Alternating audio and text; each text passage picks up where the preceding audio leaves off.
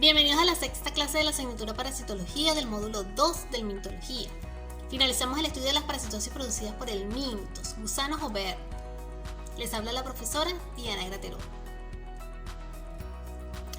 En esta sexta unidad temática continuamos estudiando el grupo de parásitos intestinales que pertenecen al filum Platelmintos, caracterizado por ser gusanos planos o aplanados que carecen de tubo digestivo completo y poseen como órganos de fijación a nivel de su extremidad anterior unas prolongaciones del cuerpo que tienen fibras musculares y que en este caso se denominan ventosas.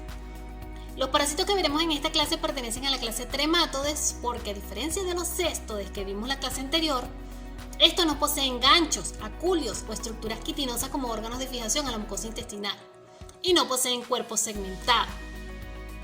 El término trematodes viene del griego trema, que significa foramen o que tienen cuerpo con agujeros o poros, y que hace referencia a la cavidad que forman las ventosas, además del tegumento poroso que usan los gusanos para alimentarse, absorbiendo los nutrientes del hospedador. Son conocidos comúnmente como duelas hepáticas y sanguíneas porque el cuerpo del parásito tiene muchos poros, similares a la madera porosa que se usa para hacer los barriles que almacenan vino y que se conoce como duela. El contenido de esta clase incluye las enfermedades conocidas como esquistosomiasis, fascioliasis y paragonimiasis, la taxonomía, morfología y el ciclo evolutivo de estas parasitosis, los mecanismos patogénicos, patología, sintomatología, cómo se hace el diagnóstico, la epidemiología, tratamiento y profilaxis de estas tres parasitosis. ¿Qué características tienen estos parásitos conocidos como trematodes? Pertenecen al filum Platelmintos porque son gusanos planos o aplanados dorsoventralmente, acelomados o con ausencia de cavidad general, a diferencia de los nematodos que son redondos y poseen cavidad o pseudoceloma. Pertenecen a la clase Trematode porque tienen agujeros o poros en las ventosas y el tegumento. Este grupo de parásitos tiene simetría bilateral, la mitad izquierda es igual a la mitad derecha. El cuerpo es único, no segmentado, a diferencia de los cestodes.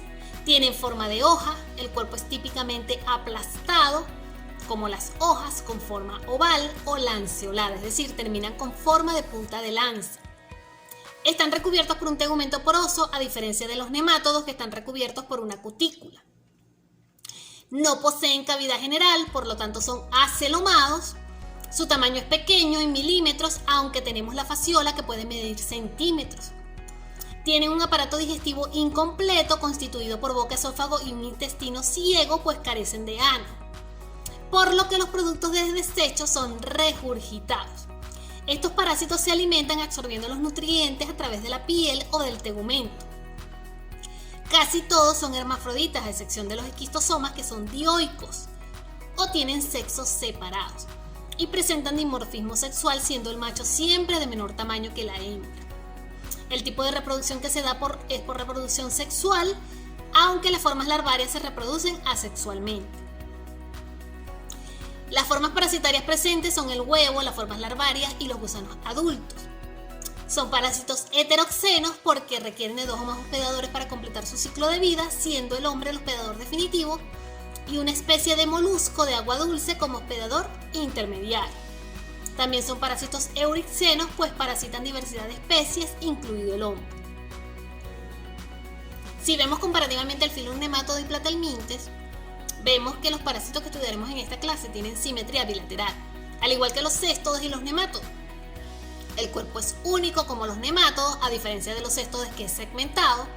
Son aplanados en forma de hoja, a diferencia de los nemátodos que son cilíndricos. Están recubiertos por un tegumento, a diferencia de los nemátodos que están recubiertos por una cutícula. No tienen cavidad general, son acelomados. Tienen un aparato digestivo incompleto, pues carecen de ano, a diferencia de los nemátodos y cestodes. Algunos son hermafroditas y otros dioicos o con sexos separados y presentan dimorfismo sexual. El tipo de reproducción que se da en los adultos es sexual. Su tamaño es pequeño, en milímetros, a diferencia de los cestodes que son grandes y son parásitos heteroxenos, pues requieren de dos más hospedadores para completar su ciclo evolutivo. ¿Cómo es la clasificación taxonómica de estos parásitos? Pertenecen al reino Animalia, al subreino Metazoa porque son organismos pluricelulares, heterótrofos, formados por células eucariotas que se agrupan formando tejidos, órganos y sistemas. Alphyllum platelmintos porque son gusanos planos o aplanados dorsoventralmente, con ausencia de cavidad general o acelomados. La clase Tremátoda porque tienen agujeros o poros en las ventosas y el tegumento, con un cuerpo no segmentado y con un tubo digestivo incompleto. Los géneros de tremátodes que nos interesan pertenecen a la familia Schistosomatidae, que agrupa parásitos que poseen sexos separados y dimorfismo sexual del género Schistosoma, y las familias Phaseolidae y Paragonymidae, que agrupa parásitos hermafroditas del género Phaseola y Paragonimus. En la familia Schistosomatidae, el género a estudiar es el Schistosoma, donde se incluye varias especies de interés médico. De ella la más importante es Schistosoma manzoni, que suele emitir huevos en las vénulas de la pared del intestino grueso, del sigmoide y del recto, en dirección al hígado, y que se conocen como vénulas del sistema porta, determinando una patología intestinal conocida como esquistosomiasis manzónica, antiguamente llamada bilharcia en honor a su descubridor Theodore Villars. En segundo lugar tenemos a Schistosoma hematobium, que se localiza principalmente en el plexo vesical o ramas pélvicas del sistema porta, produciendo cuadros clínicos con síntomas urinarios, conocido como esquistosomiasis hematóbica o esquistosomiasis urinaria. Schistosoma japonicum provoca patología intestinal similar a Schistosoma manzoni y se localiza a nivel de las venas mesentéricas e intestinales. Se le denomina japonicum porque era muy frecuente en Japón. Dentro de la familia Phaseolidae tenemos a Phaseola hepática. La hepática no lleva tilde o acento porque es un término en latín. La fasciola es un parásito propio de herbívoros y que eventualmente puede parasitar al hombre, causando lesiones fundamentalmente en hígado y vesícula biliar a nivel de los conductos biliares. Y finalmente, dentro de la familia Paragonymidae está el Paragonimus westermani, que habita a nivel de los pulmones y bronquios, produciendo una patología similar a la tuberculosis pulmonar y se ha asociado con cáncer de pulmón. En esta clase veremos en detalle Schistosoma manzoni, que es endémico en nuestro país, y un poquito de fasciola hepática y Paragonimus westermani, donde se han diagnosticado algunos casos humanos. La esquistosomiasis manzónica es una patología muy frecuente en América, en África y el sur de las Antillas, donde se reportan de 150 a 200 millones de personas infectadas a nivel mundial, originando de un 4 a un 5% de lesiones hepáticas graves debido a la extensa fibrosis hepática y hipertensión portal y esplenomegalia que ocasiona el parásito. Su distribución geográfica está condicionada por la presencia del hospedador intermediario, que es un caracol de agua dulce o molusco plano orbidio del género Bionfalaria. En Venezuela, los principales focos endémicos se encuentran en los estados Miranda, Aragua, Carabobo y Guárico. ¿Cómo es la morfología de estos parásitos del género Schistosoma? Los estadios presentes que estudiaremos en este género son los gusanos adultos, los huevos y las formas larvarias. Las formas larvarias son diferentes dependiendo del hospedador. La hembra es capaz de oviponer unos 300 huevos al día. De estos salen los miracidios, que son larvas ciliadas y representan la forma parasitaria infectante del hospedador intermediario, el caracol. Estos dentro del caracol se transforman en esporoquistes primarios y secundarios que originan las cercarias, que representan la forma parasitaria infectante del hospedador definitivo, el hombre. Se originan cerca de 300.000 cercarias por miracidio. Esto ocurre por un tipo de reproducción asexual conocida como poliembrionía, y que luego estas cercarias se transforman en esquistosómulos y finalmente en adultos dentro del hospedador definitivo. Comencemos describiendo los gusanos adultos que suelen encontrarse en el hospedador definitivo, en este caso el hombre. Se caracteriza por ser un gusano de cuerpo alargado, no segmentado y con simetría bilateral, es decir, la mitad izquierda es exactamente igual a la mitad derecha. Están recubiertos por una capa sincicial denominada tegumento, que a diferencia de los nemátodos, sí permite la absorción de nutrientes y lo protegen frente al medio en el que habitan. Presentan en la parte externa una cubierta rica en carbohidratos denominada glicocálix, la cual se encuentra en continuo proceso de renovación, de modo que cuando la capa superficial se descama, internamente se encuentra otra en proceso de formación. Presentan un tubo digestivo incompleto que está ramificado y sin ano. Poseen sexos separados y dimorfismo sexual, donde la hembra es más larga y delgada que el macho. Las medidas de la hembra oscilan entre 1,2 y 1,6 centímetros, mientras que el macho mide de 1 a 1,2 centímetros. Si lo vemos nuevamente con microscopía electrónica de barrido, notaremos que en la extremidad anterior posee una ventosa oral que rodea la boca y hacia la cara ventral del cuerpo posee una ventosa ventral o también llamada acetábulo. Ambas ventosas cumplen funciones de fijación o sujeción al hospedador y para el desplazamiento del parásito. A nivel del tegumento se observan pequeñas saliencias o tubérculos que son más gruesas y abundantes, bastante irregulares en la parte posterior del cuerpo. Se ven como si fuese un papel corrugado con espinas agrupadas. En la extremidad posterior del macho también se observa el canal ginecóforo, que es una abertura o surco ventral que alberga a la hembra durante la cópula, pues estos gusanos se caracterizan por vivir en pareja, con la hembra dentro del canal ginecóforo del macho. El cuerpo de la hembra es cilíndrico, más fina y delgada y mide de 12 a 16 milímetros, mientras que el macho mide de 10 a 12 milímetros con un cuerpo ancho y convexo en la porción dorsal y muestra un aplanamiento en la cara ventral con una invaginación llamada canal ginecóforo, en el cual suele alojarse la hembra, facilitando la cópula y el traslado de la hembra al momento de la oviposición. En esta imagen podemos ver el macho de esquistosoma con la porción anterior corta donde se encuentran las dos ventosas y la porción posterior larga donde se observa el canal ginecóforo. Se observan los órganos reproductores como son las masas testiculares en número de 6 a 9 detrás de la ventosa ventral, la vesícula seminal y el poro genital. En el caso de la hembra esquistosoma se observa la porción anterior con las ventosas, el ovario situado en la mitad anterior del cuerpo y un útero corto que posee de 1 a 4 huevos. Las glándulas vitelinas numerosas que ocupan 2/3 partes del parásito. La hembra es más oscura que el macho debido a una mayor cantidad de pigmento llamado hemozoína, que es derivado de la hemoglobina del hospedador y que se observa en el tubo digestivo. Veamos cómo es la morfología de los huevos de Schistosoma manzoni. Los huevos son alargados y ovalados, con grandes dimensiones de 110 a 180 micrómetros de largo, un promedio de 150 micrómetros, con 45 a 70 micrómetros de ancho, una media de 65. Poseen un polo anterior más delgado y un polo posterior más voluminoso, con un espolón lateral saliente y con punta afilada.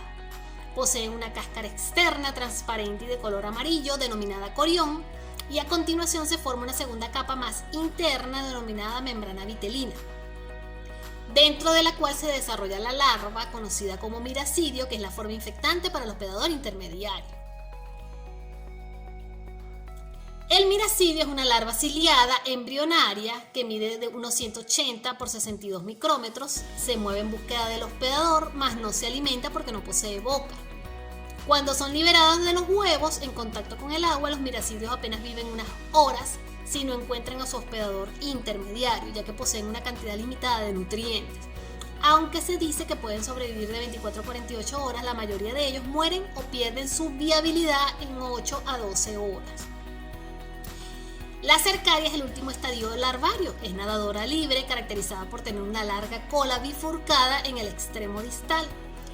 Se conoce como furco cercaria por el aspecto de la cola.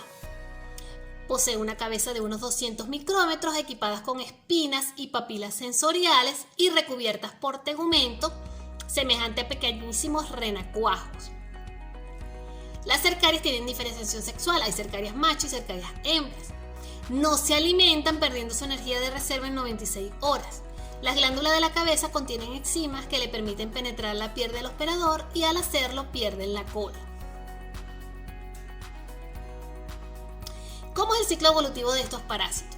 Schistosoma manzoni posee un ciclo de vida muy complejo, requiriendo de 2 hospedadores para completar su ciclo evolutivo: un molusco de agua dulce representado por un caracol del género Bionfalaria y un hospedador vertebrado representado por el hombre y algunos mamíferos. Las formas adultas del parásito habitan en las venas del sistema portehepático, donde ocurre la cópula entre macho y hembra. El macho alojando a la hembra en el canal ginecóforo y ayudado por su musculatura bien desarrollada, migra en contra de la corriente circulatoria y desciende hacia las terminaciones de las venas mesentéricas inferiores, como las vénulas del sistema del intestino grueso, sigmoide y del recto, es decir, se devuelve del hígado al intestino en dirección contracorriente, donde la hembra se introduce en la mucosa intestinal y comienza a eliminar huevos en forma individual, uno a uno, llegando a colocar hasta 300 huevos al día, y luego vuelve a su hábitat o lugar inicial, que es el sistema porta-hepático. Estos huevos suelen adherirse a la pared endotelial y no están embrionados al momento de la postura.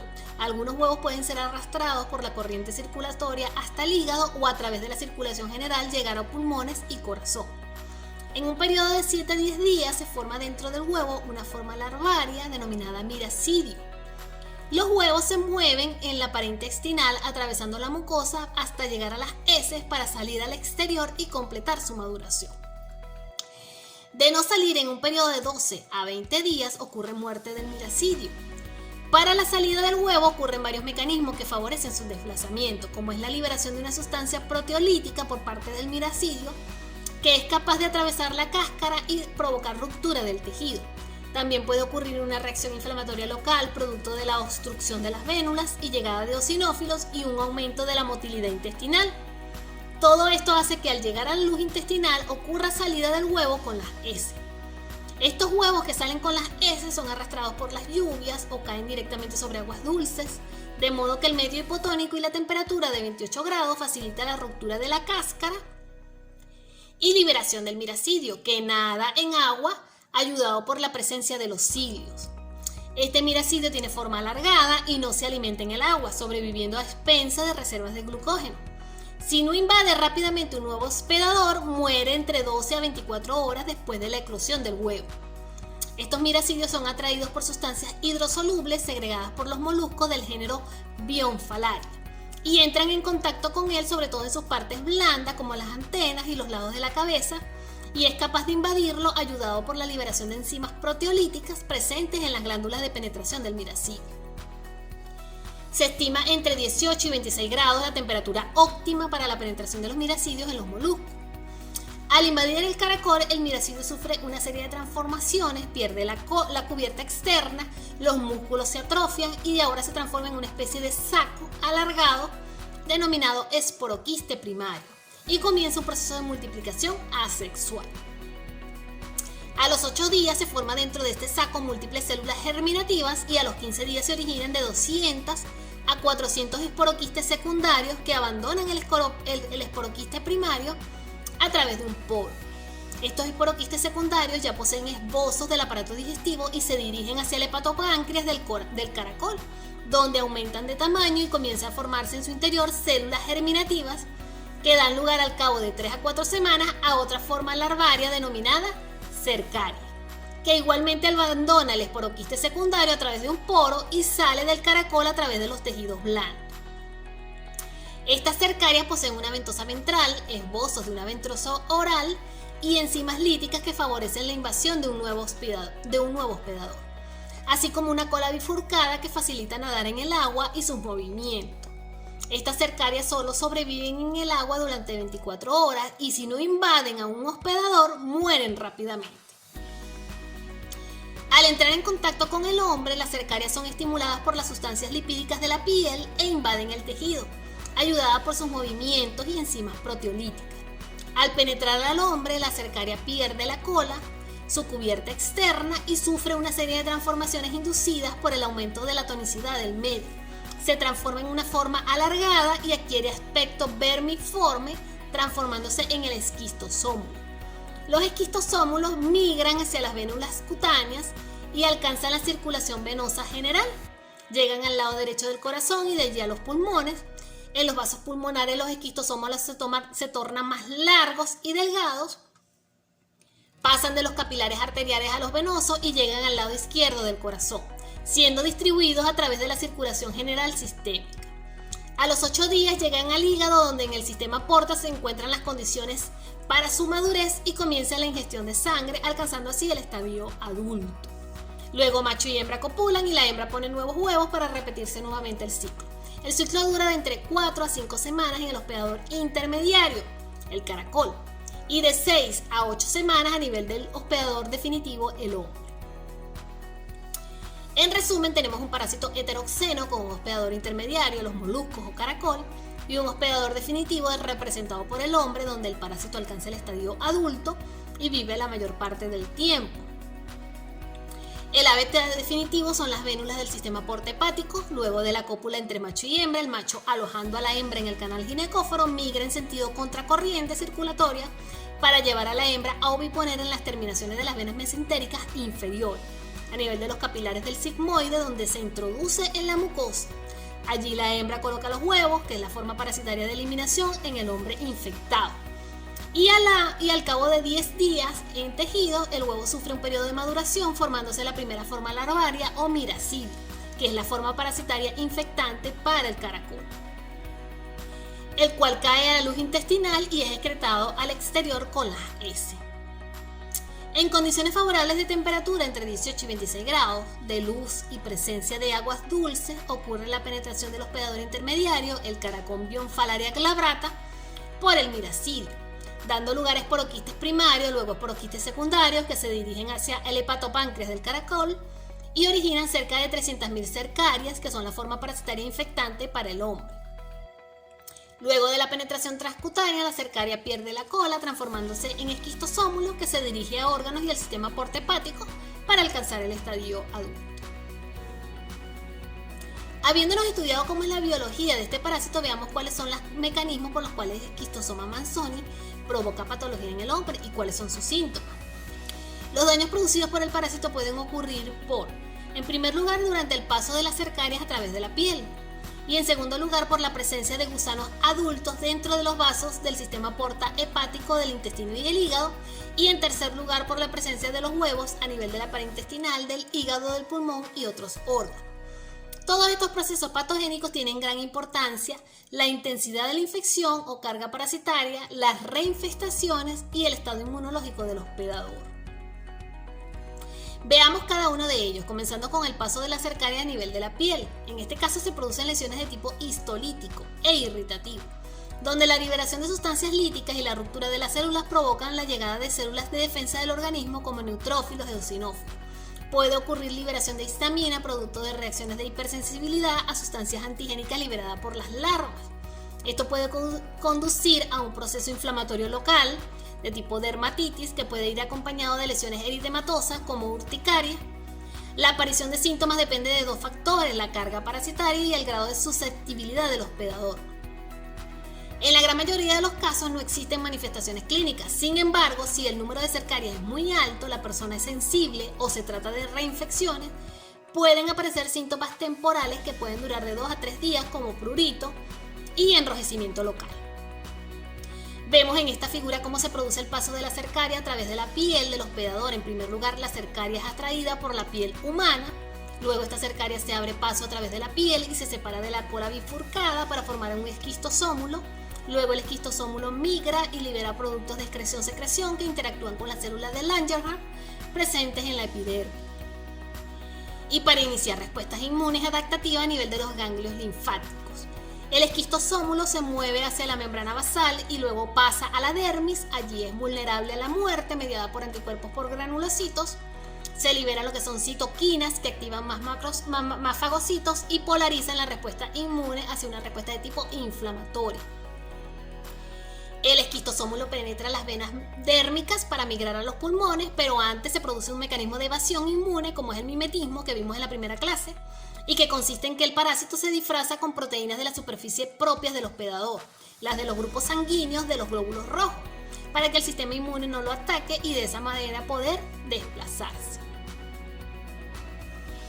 En el caso de los gusanos adultos puede haber liberación de sustancias antigénicas como desprendimiento del glicocálix, que pudiera desencadenar una reacción inflamatoria local, así como productos de desechos del parásito. Cuando los parásitos mueren, pueden ser arrastrados hacia los vasos intrahepáticos, en donde pueden, por acción mecánica, obstruir esos vasos o producir reacciones inflamatorias como consecuencia de los productos de descomposición del tremato. Estas acciones pueden actuar a distancia en pulmón, en vaso, en hígado, en intestino y otros. Pero el agente patogénico más importante es el huevo, el cual induce a su alrededor una reacción inflamatoria local llamada granuloma. Apenas la mitad de los huevos producidos por el parásito salen al medio exterior con las heces del paciente. Con el resto de los huevos se produce una reacción de inmunidad celular, donde la presencia del huevo a nivel de las vénulas induce una reacción inflamatoria local que es exacerbada por la liberación del antígeno soluble del huevo a partir del miracidio, provocando necrosis a su alrededor y es muy tóxico. Esto acarrea llegada de neutrófilos, eosinófilos y linfocitos con una reacción inflamatoria local. Para tratar de reparar la lesión se produce fibrosis que envuelve al huevo, pero que al aumentar de tamaño este tejido cicatricial se reduce e incluso se impide el flujo sanguíneo en el sitio de obstrucción. Esto es muy frecuente en el sistema porta-hepático, donde los granulomas se acumulan, conduciendo a un aspecto en forma de tallo de pipa y que también se denomina fibrosis de zinc. La obstrucción de la circulación sanguínea conduce a un cuadro de hipertensión portal. Se produce como acción secundaria un aumento del tamaño del hígado por la reacción inflamatoria, esto se conoce como hepatomegalia, en donde existen hendiduras de la superficie, producto de la retracción del tejido fibroso y formación de surcos, donde sobresale el tejido sano, y el hígado adquiere forma biselada. Sin embargo, por lo general no existe comprometimiento de la función hepática y esta solo aparece en casos avanzados. Ocurre aumento del tamaño del vaso debido a la congestión venosa y por un aumento del número de células o hiperplasia de las células del sistema macrófago linfoide debido a su activación por parte de sustancias antigénicas. La disminución de la velocidad del flujo sanguíneo provoca desarrollo de una red venosa colateral mediante pasaje de la sangre a través de la anastomosis que existe entre el sistema porta y la vena cava inferior. De este modo, los vasos abdominales casi imperceptibles aumentan de calibre y se tornan muy visibles, formándose venas varicosas, sobre todo en la pared del esófago, que son susceptibles a rupturas y hemorragias graves.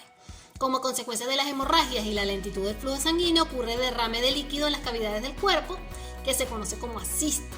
A nivel de la sangre se evidencia una leucocitosis con una eosinofilia intensa, que puede alcanzar entre el 25 y 50%. En casos crónicos comienza a evidenciarse alteraciones en la función de los hepatocitos y se habla de una fase de hepatoesplenomegalia descompensada. A pesar de que las lesiones causadas por los esquistosomas pueden alcanzar daño severo, la gran mayoría de los pacientes solo desarrollan cuadros benignos. Una vez que un individuo adquiere la infección, puede pasar por dos etapas, una aguda y una crónica. En la esquistosomiasis aguda, el individuo puede o no presentar lesiones a nivel de la piel de tipo transitorio. Lo más frecuente es que no lo haya.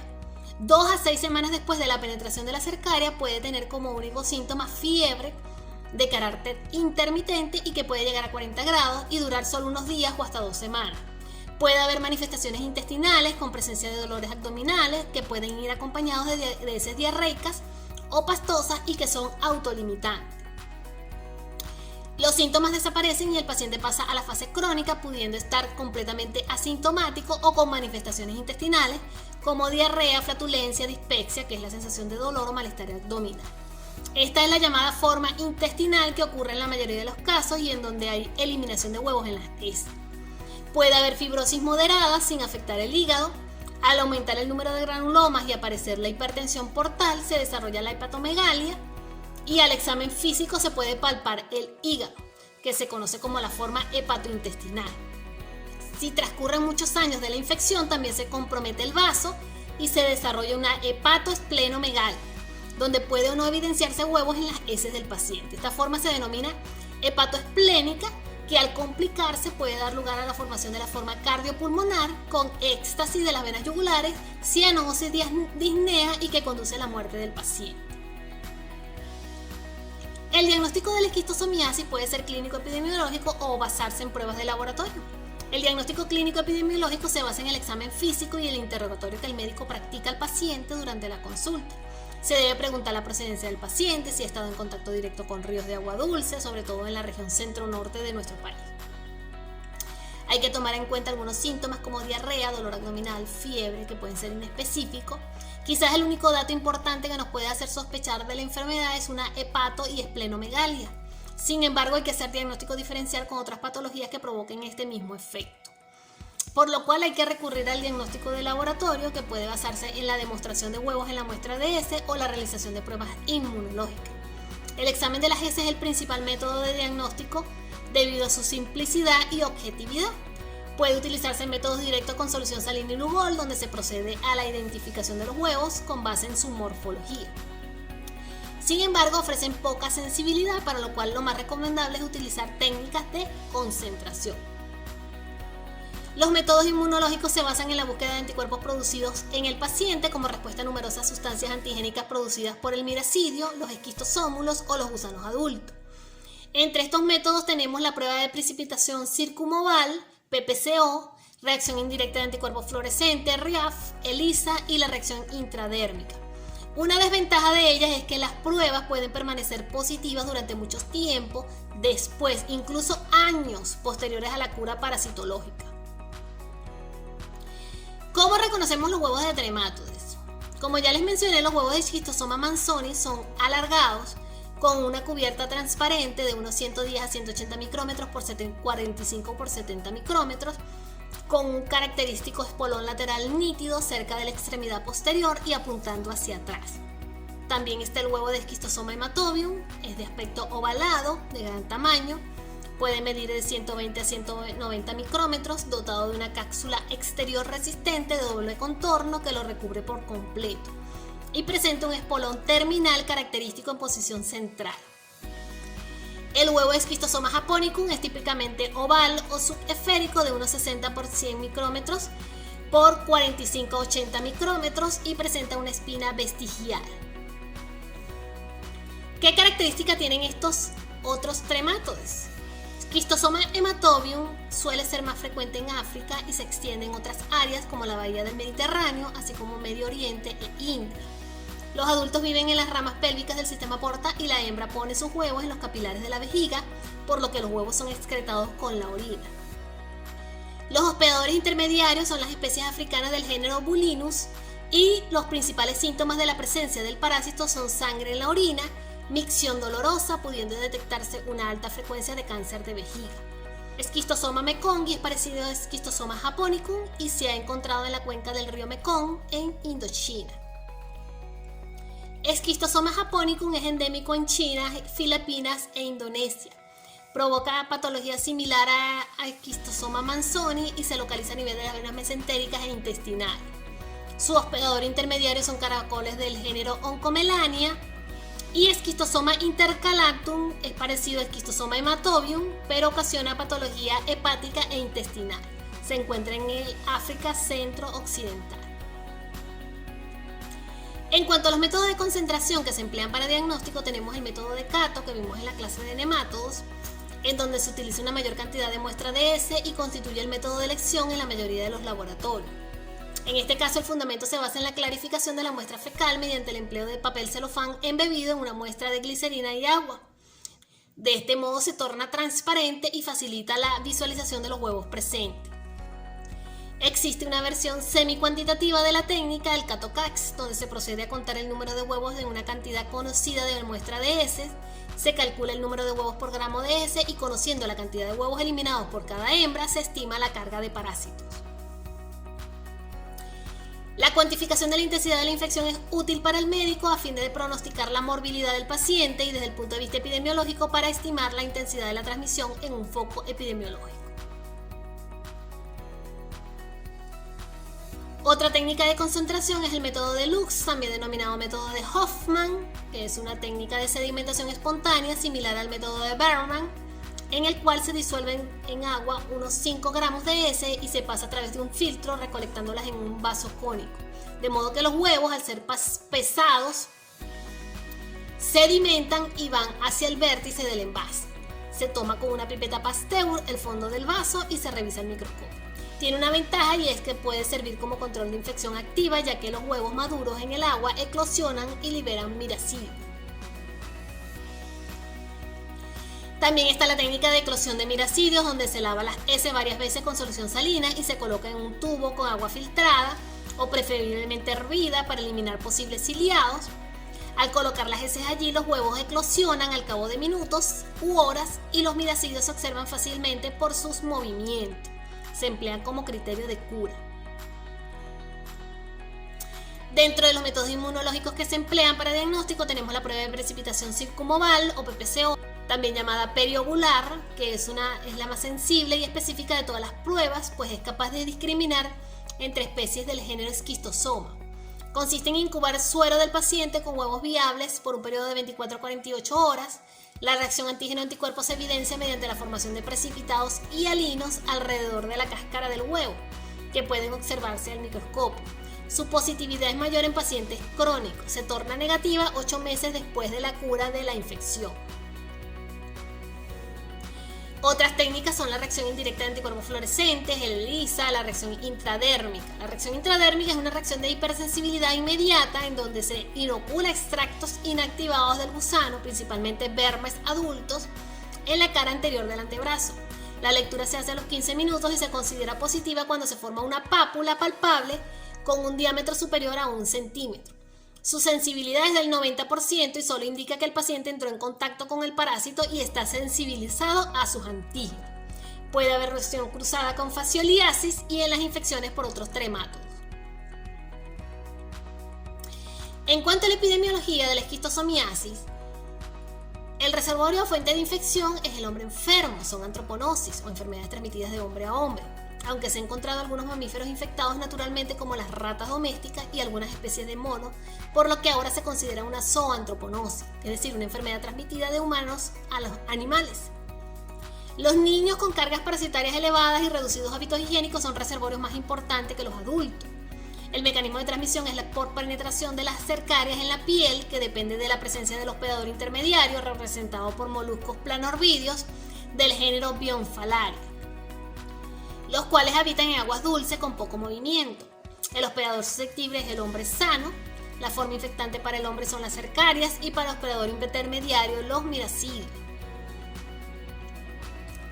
Las medidas de prevención o profilaxis incluyen el tratamiento de los individuos afectados, empleándose drogas como oxaniquina y el praziquantel, administrados por vía oral. La buena disposición de las excretas por construcción de letrinas, el tratamiento de aguas negras y construcción de obra que impidan el contacto del hombre con el agua, bien sea a través de pasarelas, puentes, etc. El control del hospedador intermediario, bien sea químico, con drogas o biológico, empleando moluscos competidores, y la educación sanitaria. En cuanto a los hospedadores intermediarios de esta parasitosis, son los moluscos planorvidios, invertebrados de cuerpo blando, no segmentado y que pueden estar protegidos por una concha de naturaleza calcárea, comúnmente conocidos como caracoles. Estos habitan en aguas dulces poco profundas como canales de irrigación, riachuelos de curso lento en valles, pozos, lagunas, represas y canales de drenaje, movilizándose por medio de una serie de contracciones musculares ondulatorias que recorren la cara inferior del pie. Pertenecen al filo Mollusca, pues son animales acuáticos o terrestres de cuerpo blando, no segmentado. La clase Gastrópoda, porque tienen una cabeza bien desarrollada, con 2 o más tentáculos sensoriales que parecen unas antenas. El orden Pulmonata, porque han desarrollado pulmones y son hermafroditas. La familia Planorvide, porque tienen una concha plana arrollada en espiral con tentáculos largos, cilíndricos y finos, siendo la especie de interés Bionfalaria glabrata, que es el principal hospedador de Schistosoma manzoni en el país. De estos moluscos nos interesa saber que son hermafroditas, que tienen un aparato digestivo, respiratorio y circulatorio, y una enorme glándula, el hepatopáncreas, donde ocurre la mayor parte del ciclo de esquistosoma, y que viven en aguas superficiales tranquilas. También la familia Bulinidae, que tiene una concha globulosa y donde se encuentran los hospedadores de Schistosoma hematobium y Schistosoma intercalatum. La familia Ligneidae, que tiene una concha ovoide y son hospedadores de fasciola hepática, y la familia Tiaridae, que tiene una concha en forma de cono y son hospedadores de Paragonibus westermani. La otra parasitosis intestinal producida por tremátodes que estudiaremos en esta clase es la que produce la fascioliasis, cuyo agente causal es la fasciola hepática, que es un parásito propio de animales herbívoros, principalmente el ganado vacuno y ovejas, y es frecuente en algunas áreas ganaderas del continente. Es un parásito eurixeno, pues afecta a diversidad de especies y eventualmente puede parasitar al hombre, actuando en este caso como un hospedador ocasional. La fascioliasis se describía anteriormente como una zoonosis originaria de Europa, pero actualmente ha ido aumentando el número de casos humanos a nivel mundial. En nuestro continente se ha descrito casos en Cuba, en Chile, en Argentina, Uruguay y Venezuela y Costa Rica, con un reporte de cerca de 2 millones de personas infectadas. Son parásitos heteroxenos porque requieren de 2 o más hospedadores para completar su ciclo de vida, siendo el hombre el hospedador paraténico y caracoles del género Lignea como hospedador intermediario. ¿Cómo es la clasificación taxonómica? Pertenecen al reino animal, al subreino Metazoa, al filum Platelmintos, la clase Trematode y la familia Fasciolidae, que agrupa parásitos hermafroditas, siendo la especie de interés médico Fasciola hepática. Morfológicamente, Fasciola hepática representa el trematode típico, que se caracteriza por ser hermafrodita y también está revestido por un tegumento. Tiene forma foliácea o en forma de hojas, y grandes dimensiones, midiendo de 2 a 4 centímetros de largo por 1 a 2 centímetros de ancho. Sus extremidades terminan en punta roma. El cuerpo es achatado dorsoventralmente. La superficie puede ser lisa o arrugada, según el grado de contracción de su musculatura. En la región anterior se proyecta una saliencia de perfil triangular a especie de un cono achatado en cuya extremidad se localiza la ventosa oral. A la altura de su tercio o cuarto anterior de su cara ventral se localiza la ventosa ventral o acetábulo. También posee un aparato digestivo incompleto, pues carece de ano. Visto esquemáticamente podemos observar que en la extremidad anterior posee una ventosa oral que rodea la boca y hacia la cara ventral del cuerpo se localiza la ventosa ventral o acetábulo. Entre las dos ventosas se encuentra el poro genital y el aparato digestivo incompleto se observa ramificado. En cuanto a su ciclo evolutivo, el verme habita en el interior de la vesícula y los conductos biliares, provocando dilatación e hipertrofia de sus paredes. Allí se alimenta del contenido biliar, productos inflamatorios y material necrótico formado. Los huevos son arrastrados por la bilis, alcanzando la luz intestinal y salen al exterior conjuntamente con las heces.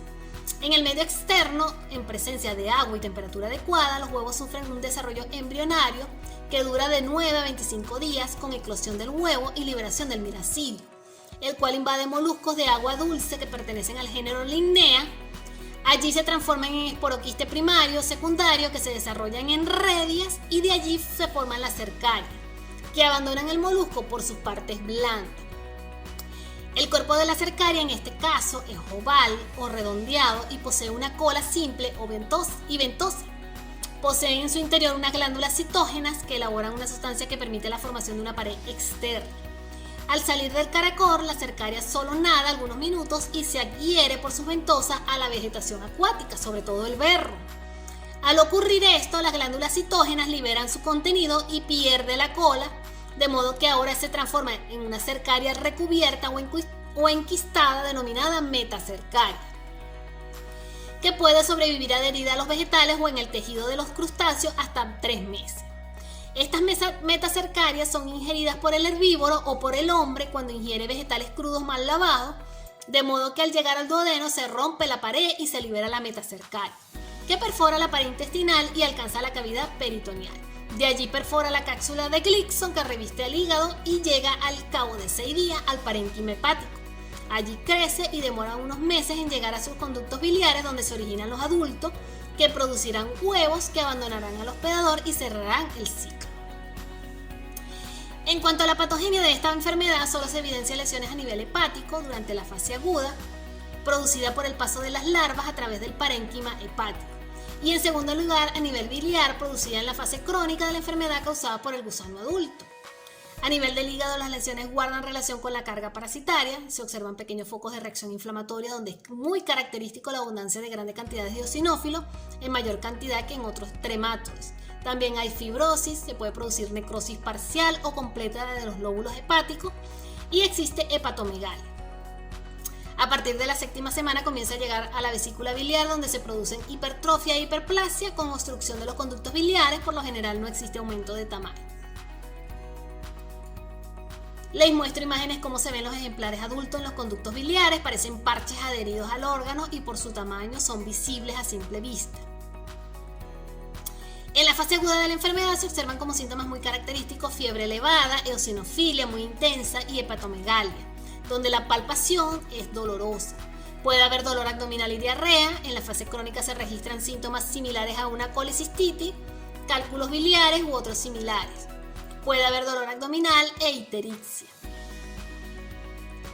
En cuanto al diagnóstico clínico epidemiológico, los síntomas más comunes son eosinofilia intensa y fiebre, con un hígado aumentado de tamaño y doloroso al tacto.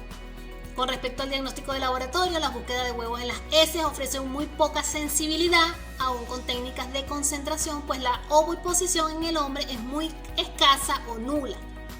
Y exámenes repetidos suelen dar negativos aún con técnicas de concentración. En este caso, cuando se trata de fascioliasis humana, lo más indicado es recurrir a la búsqueda de anticuerpos en el suero del paciente a través de técnicas como la reacción indirecta de anticuerpos fluorescentes, el ensayo inmunoenzimático ELISA, el inmunoblock de alta sensibilidad que puede descartar reacciones cruzadas con otros tremátodes. Los huevos de fasciola hepática son elípticos, con 130 a 150 micrómetros de largo y de 60 a 100 micrómetros de ancho. Algo característico es que carecen de la saliencia o espolón lateral descrito en Schistosoma manzoni. Poseen una cáscara fina y un opérculo en una de sus extremidades que es como una especie de tapita. En el medio de la masa granulosa de las células vitologénicas se distingue por lo general un espacio claro que corresponde a la célula huevo con un núcleo. En cuanto a la epidemiología de la fascioliasis, el reservorio de fuente de infección es el ganado ovino y bovino, pues es una zoonosis o enfermedad transmitida entre animales donde el hombre actúa como un hospedador accidental. El mecanismo de transmisión es vía oral por la ingesta de vegetales acuáticos como el berro y que depende de la presencia del hospedador intermediario representado por moluscos planorbídeos del género Limnaea, los cuales habitan en aguas dulces con poco movimiento. El hospedador susceptible es el ganado ovino, bovino y el hombre sano. Las medidas de prevención o profilaxis incluyen a nivel del parásito en el hospedador definitivo el tratamiento antihelmíntico contra los estadios libres del parásito y contra los caracoles intermediarios la aplicación de molungicida. Como resumen de esta clase, en el eslabón A, la fuente de infección primaria o reservorio para las dos parasitosis es el hombre, en el caso de Schistosoma manzoni, y ese incluye el ganado en el caso de fasciola hepática. En el eslabón B, la forma parasitaria infectante es la cercaria en Schistosoma manzoni y metacercaria en fasciola hepática.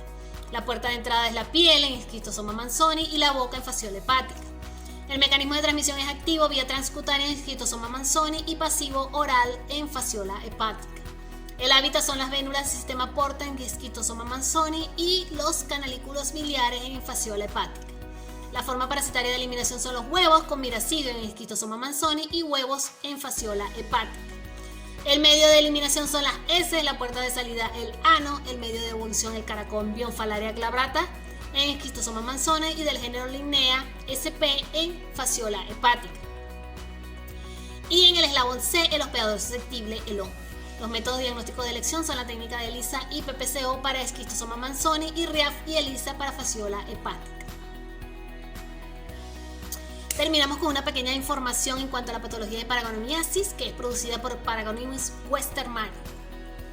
La clasificación taxonómica de este parásito pertenece al reino Animalia, al subreino Metazoa, al filum Platelmintos, la clase Trematode y la familia Paragonimidae, que agrupa parásitos hermafroditas, siendo la especie de interés médico Paragonimus westermani. La paragonimiasis es una infección causada por tremátodos del género Paragonimus, que se encuentran en los cangrejos o las langostas, pues es una zoonosis, cuya forma infectante son las metacercarias que se transmiten vía oral por la ingesta de cangrejos infectados, crudos, en escabeche o insuficientemente cocidos. El parásito adulto suele ubicarse en el pulmón de los mamíferos pequeños, como el hurón, y accidentalmente en el hombre. En el hombre, el diagnóstico clínico de esta parasitosis se confunde habitualmente con tuberculosis pulmonar, ya que el esputo hemotoico, esputo con sangre, es el signo clínico más relevante. Los exámenes de laboratorio incluyen la búsqueda de huevos de Paragonimus en esputo y en las heces, ya que por deglución estos huevos pueden pasar al aparato digestivo. También pueden emplearse pruebas inmunológicas como la intradermorreacción y pruebas serológicas. Para la intradermorreacción se suele usar el antígeno de Paragonimus westermani con el fin de evitar reacciones cruzadas. Para las pruebas serológicas se emplea la fijación de complemento, ensayos inmunoenzimáticos ELISA, inmunoelectroforesis e inmunodifusión. Esto es todo el contenido del tema 6 y con este cerramos el módulo 2 de helmintología. Les muestro la bibliografía consultada y espero que el material haya sido entendible y de utilidad para todos.